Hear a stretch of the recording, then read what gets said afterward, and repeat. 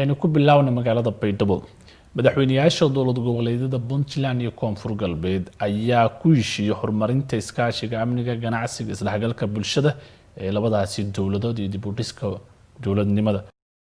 iyo isdhaafsiga labada dhinac waayo-aragnimada maamulka iyo siyaasadda. Madaxweynayaasha Puntland iyo Koonfur Galbeed ayaa qalinka ku duugay heshiiskaasi. Magaalada Baydhabo ayaa lagu qabtay habeennimadii xalay kulan soo dhaweyn ah loo sameeyay wafdiga madaxweyne Saciid Cabdullaahi Deni. halka ayayna ka sheegeen madaxda waxa ay ku heshiiyeen madaxweyne siyaasadda caaga mudane Saciid Deni samadoonka Soomaaliyeed Baydhabo janaay ku soo dhawow adduunka Soomaalida waagi hore waa la socon jiray markii Soomaaliya la soo dagaayay taariikhda saa la socotaan wadankan si la isu waday dad baa naga soo horeeyay saasa loo soo wareegay dhulka qaarkiis Oromo niman la yiraahdo deganaan jiray magacyada ka garanaysa ilaa iyo gaalkacyo iyo dhulkaas laga soo bilaabay ilaa isaanay u socotay Soomaalida waa la socon jiray saasay taayna waa la isdhex degi jiray waa la isla deganaa waa la iswalaashanayay waa la isdhex joogay waa la isjeclaa socodkii asaga ahaa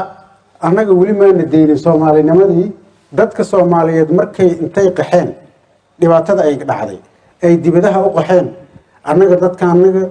waxay go'aansadeen inaysan dibadda u qaxeen dalka dhexdiisa ay ku qaxaan duruufaha jira dartood dadkii ugu tirada badnaa waxay ku nool yihiin Puntland waxay ugu nool yihiin sharaf waxay ugu nool yihiin karaamo waxay ugu nool yihiin sumcad waxay ugu nool yihiin xaquuqda ay leeyihiin dadka ay u tageen ay leeyihiin tan uu gudoomiyaha sheegay waa wafdiga ugu horeeyay markaan tagnay Puntland waxaan la kulanay jaaliyadii meesha deganeed meel kasta oo ay Puntland ka deganaayeen waa soo baxeen waa noo yimaadeen shirkii markuu noo dhamaaday gudoomiyaha gobolka isla jirnay wasiirna isla jirnay waa la shirnay maxaa dhibahoo qabtaan maxaa dheefahoo qabtaan markaan sheekaysanay waxay noo sheegeen inaysan wax dhiba qabin aynan shaqaysteen lacag badanna suubiyeen dadka ay la degan yihiin ay ixtiraam badan ku haystaan waxa nooga soo baxday meesha inay laba shay ka maqan tahay labadii baan kula talinay marka oo maxay ahayd markii ay shaqaysteen oo lacag badan sameeyeen ninka dhalinyarada markuu lacag badan helo wuxuu soo wacayaa tuuladii uu ka soo tagay adeerkiis ama aabihiis kii nool wuxuu leeyahay lacagaan helay gabarto hindir aroosay war gabartun Baydhabo la ku safriyo isku dhaafay bilaanta gabro kiilo rooga aroos tala goreeytaas gabro kiilo rooga aroosa lanka madbeesa badan hela oo walaalo iska toos wareeray arow Baydhabo booska ma qayrow inta sano boosa in gado aleeyo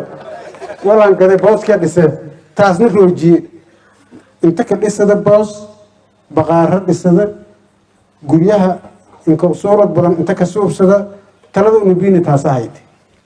hata bilaaween bilaanti reer Puntland ka arooseen idoo dhisaday feeliin hata dad dareermay waana ka faraxsan meelii rooga dhaceeyada maasifii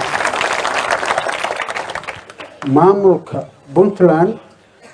iyo shacabkaba waxay soo dhaweeyeen dadkii tirada badnaa oo meesha tagay waxay siiyeen ixtiraam iyo xurmo waxay ka mid noqdeen ayagii magaalo kasta oo joogeen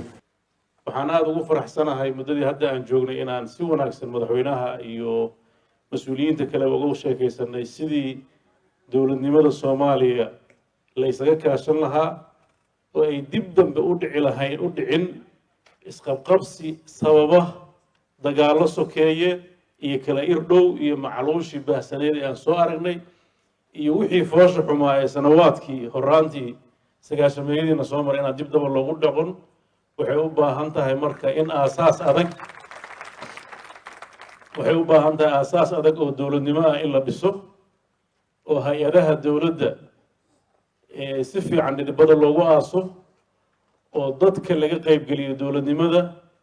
oo kaabayaasha dowladnimo iyo kuwa dhaqaale iyo kuwa bulshada la dhiso oo bulshadu nolosheedu ay isbedesho Puntland iyo Koonfur Galbeed caaway wada joogan kaligood kuma filna iyaga iyo dowladaha kale xubnaha ka ah iyo dowladda federaalka si wada jir ah sidaad ogtihiin muddadii u dambeeyey xoogaa kala aragti duwanaan ayaa ka dhex jirtay dowladda federaalka ah iyo maamulada qaybtood. waxaad ogtihiin shirarkii dhuusamareeb 1 iyo 2 iyo 3 in waxyaabo badan lagu soo afmeeray. kulankii ugu dambeeyey xamarna waxyaabo badan oo runtii arrimaha caqabadaha taagnaa doorashooyinka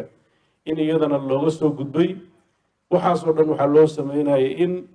taayirka wareegaya ee dowladnimadu uu marna istaagin, hadda waktigaas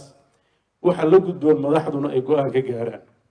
waxaan si gaar uga mahad celinayaa madaxweynaha dowladda koonfur galbeed oo runtii xaqiiqadu sida ay tahay arrimahaas socday bilowgeedii afkaarteedii isagu lahaa dadaal badan ku bixiyey. maadaama uu 5 maamul goboleed Soomaalidu si kale marka hoos xisaabtanto si isu kala hayn karaan marka Soomaalida dhaqankeeda la fiiriyo isaga dhaxwo nooha.